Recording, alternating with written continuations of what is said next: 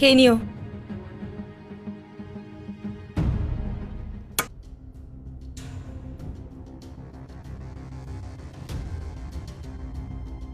তোমায় আমি কতবার বলেছি যে যখনই আমি ঘরে ঢুকবো তুমি খাট থেকে নেমে যাবে? পায়েল, তোমার প্রবলেমটা কি? এই বিয়েতে আমার কোনো মতই ছিল না। তা করতে না বিয়ে? কেন বিয়ে করেছিলে? আমি বলেছিলাম বাবাকে, কিন্তু বাবা মানেনি। তাহলে তো আমাকেও বলতে পারতে বিয়ের আগে। আমাকে কেন বলনি? কে বোঝে?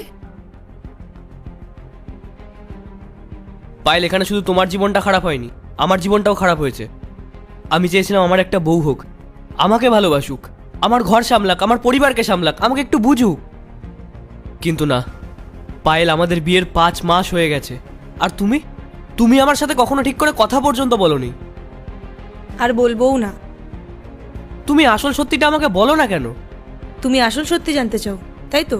তাহলে শোনো, আমি অন্য একজনকে ভালোবাসি, কিন্তু আমার বাবা তার সাথে আমার বিয়ে দিতে রাজি হননি। জানি না বাবা তোমার মধ্যে কি এমন দেখেছে যে আমার বিয়েটা তোমার সাথে দিয়ে দিল। এখন তো আর কিছু করার নেই। বিয়ে না হয়ে বাবা নিজের ইচ্ছা মতো দিয়েছেন, কিন্তু এটা আমার জীবন আর আমার লাইফ, আমি আমার ইচ্ছা মতো লিড করব। আর শোনো, তুমি কিন্তু আমার ইচ্ছের বিরুদ্ধে গিয়ে আমাকে টাচ করতে পারবে না। জানি আমি, আর আমি তোমাকে কোনোদিনও টাচও করবো না। তবে তোমার এই ভালোবাসার কথাটা আমাকে অনেকদিন আগেই বলে দেওয়া উচিত ছিল। তুমি কি এখনো ওকে ভালোবাসো? হ্যাঁ, আর ও তোমাকে ভালোবাসে? বিয়ের পর থেকে ওর সাথে আমার এখনো পর্যন্ত কোনো কথা হয়নি, কিন্তু এটা আমার বিশ্বাস যে ও আমাকে এখনো ভালোবাসে। ঠিক আছে, যাও তাহলে। কি? হ্যাঁ, আমি ভেবেছিলাম আমাদের মধ্যে একদিন না একদিন সব ঠিক হয়েই যাবে, তুমি ঠিক আমাকে ভালোবাসবে। কিন্তু না, যখন তোমার মনে প্রথম থেকেই কেউ একজন আছে, সেই জায়গাটা আমি নিতে পারবো না। আমি কালকে উকিলের সাথে কথা বলে ডিভোর্সের পেপার রেডি করছি, তারপরে তুমি স্বাধীন। Thank you so much.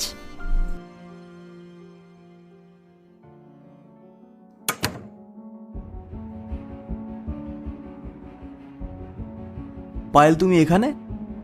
Ronit, আমি চলে এসেছি ওকে ছেড়ে। কাকে ছেড়ে এসেছো? আমার হাজবেন্ডকে। রনিত, ওটা কে? ওটা আমার ওয়াইফ। তুমি বিয়ে করেছো? হ্যাঁ, তুমি বিয়ে করেছো, তা আমি বিয়ে করবো না নাকি? তোমার ঠিক বিয়ের 3 মাস পরে আমিও বিয়ে করে নিয়েছি। কিন্তু রনিত, আমি আমার হাজবেন্ডকে ছেড়ে, সবাইকে ছেড়ে তোমার কাছে এসেছি। তো তুমি কি চাও? তোমার জন্য আমি আমার ওয়াইফকে ছেড়ে দিই? তুমি একটা কাজ করো, যাও এখান থেকে। পার্ট 2 দেখতে সাবস্ক্রাইব করো ভেলকু 78M।